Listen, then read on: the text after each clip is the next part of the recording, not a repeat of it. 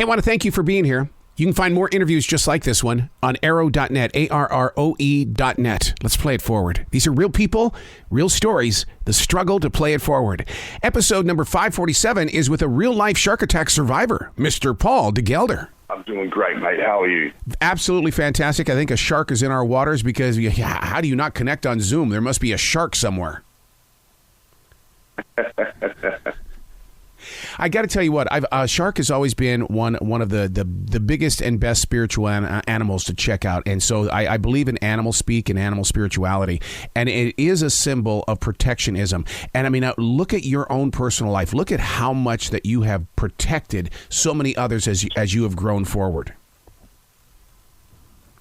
Well, I hope I have. That was part of my role in the military as a soldier and then a bomb disposal diver.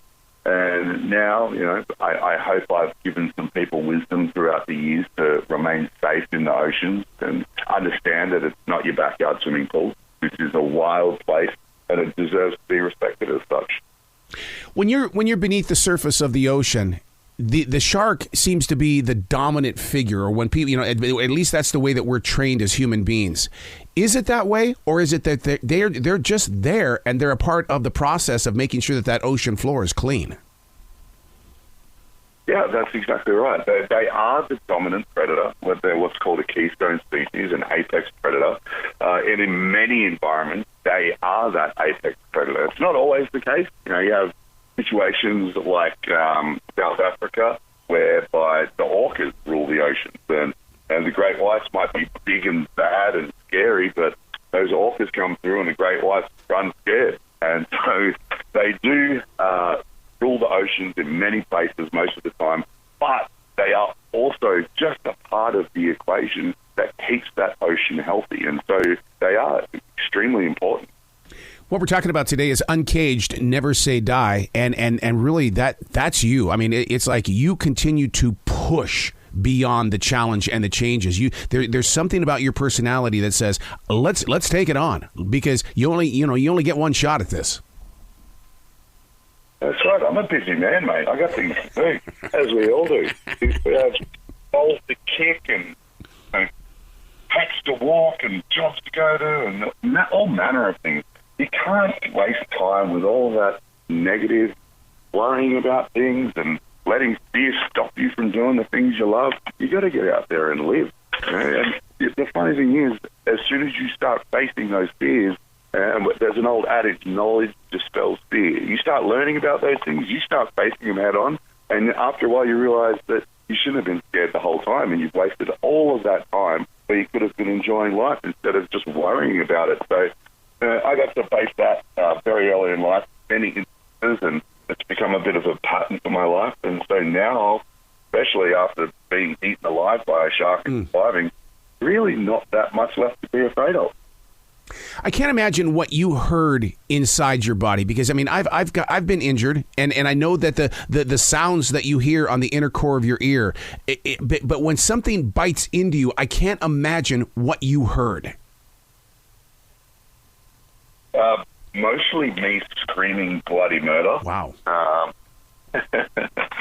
But the voices that I heard towards the end of the attack, so when it took me underwater, they beat me. I was trying to fight back, and I heard in my head, I've seen Shark Week. I've seen the crocodile hunter. Jab it in the eyeball, Paul. And so I try and jab it in the eyeball, but I can't reach the eyeball because it's got my hand and my leg. Oh, no. So I'm trying to get off by the nose. I'm trying to punch it in the head. But then when I'm underwater and I realize that I am completely powerless, I thought to myself, you're not going home today. You're going to die right now.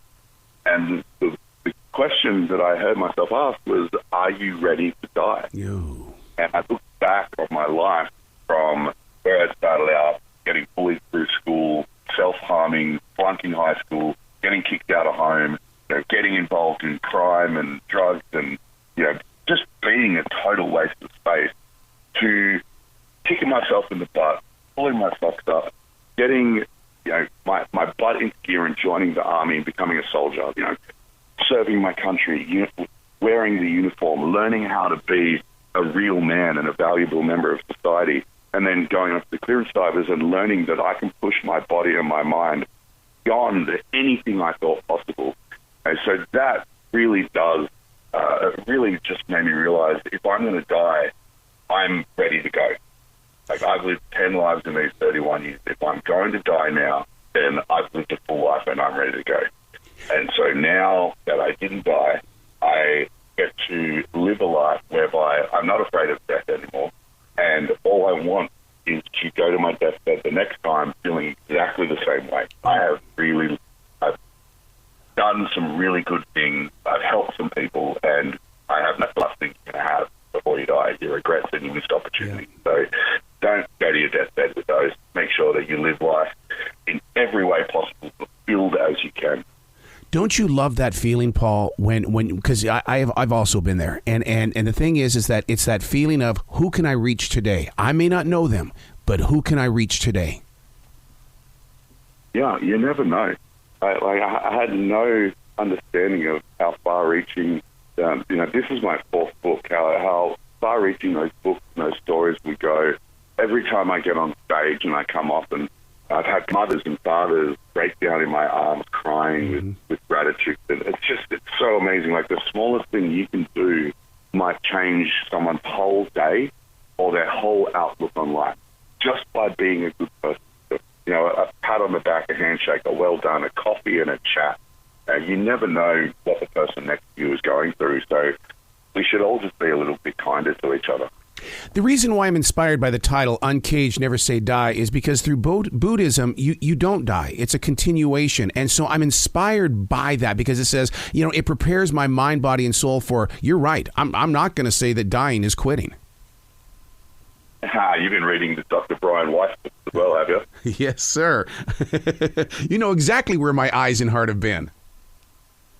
Absolutely. I love those books. It does give you an alternate and a great polarity to what we've been taught through our lives. I love those books. So I hope they are true. I hope we do get to come back and relive our lives and learn lessons and then eventually move on to higher spiritual levels and teach those around us. That's a great way that the universe could function. Now, what are you going to do, Paul, if the lessons that I just recently learned, it says that, what you become is what you dealt with in life. What happens if you come back as a shark, dude?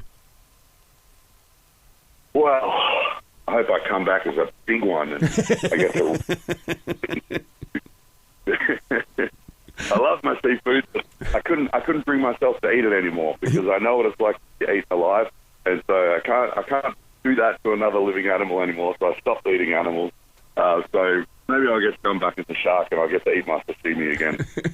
When you're up on that stage and you're about ready to basically just open yourself up so that others can borrow from your experiences so they can personally grow, what do you go through? Because there are many times I'll be on that stage and it's like I disconnect and I'm not even really there. My body is, my voice is, but I'm not.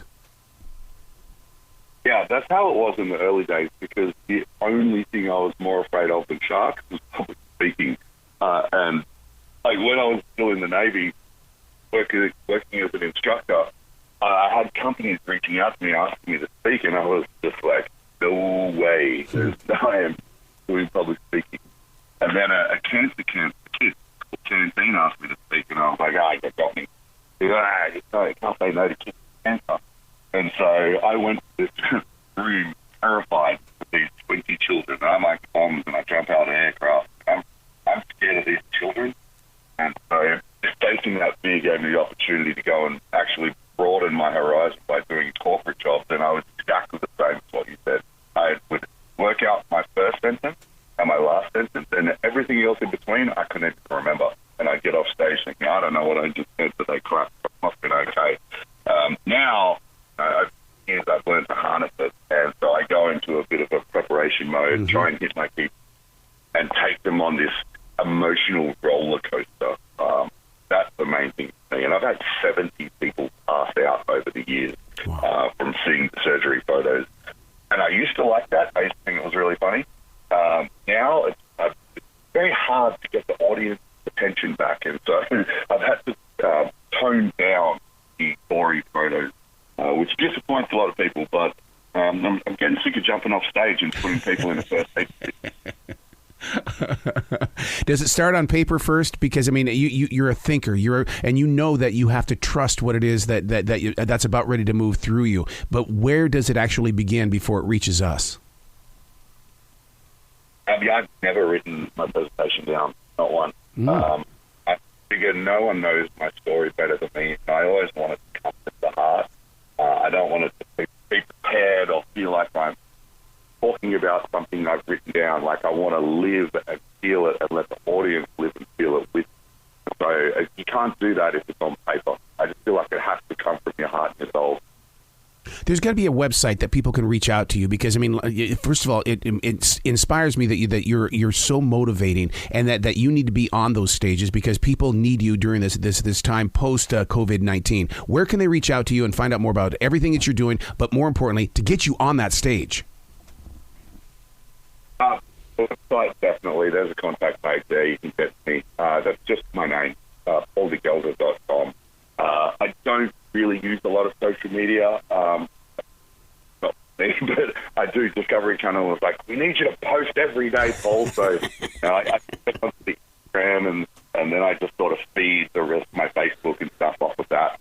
So Instagram, website, you get me those ways. It's pretty easy to find, really. Like, you Google Navy Diver Shark Attack, and I pop up pretty much everywhere. I love it. Please come back to this show anytime in the future, Paul. The door is always going to be open for you. Anytime, mate. Excellent. Will you be brilliant today, sir?